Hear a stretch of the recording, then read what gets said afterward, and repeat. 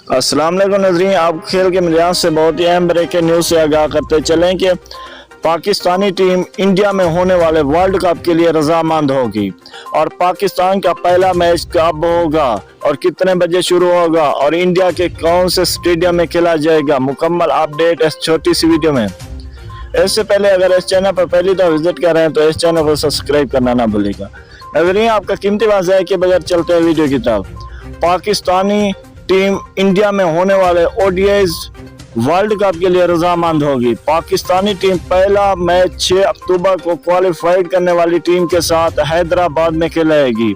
दूसरा क्वालिफाइड करने वाली टीम के साथ 12 अक्टूबर को हैदराबाद में मैच खेलेगी और तीसरा ओडीआई मैच 15 अक्टूबर को अहमदाबाद में इंडिया के साथ खेलेगी और उसके बाद ऑस्ट्रेलिया के साथ खेलेगी।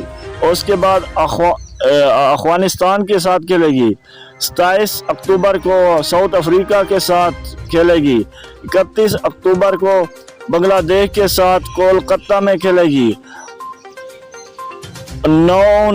5 नवंबर को न्यूजीलैंड के साथ खेलेगी और आखिरी अपना ओडीआई मैच 12 नवंबर को इंग्लैंड के साथ कोलकाता में खेलेगी। नजरीन, मिलते हैं नेक्स्ट वीडियो के साथ। हमें इजाजत, अपना ख्याल रखिएगा। अल्लाह।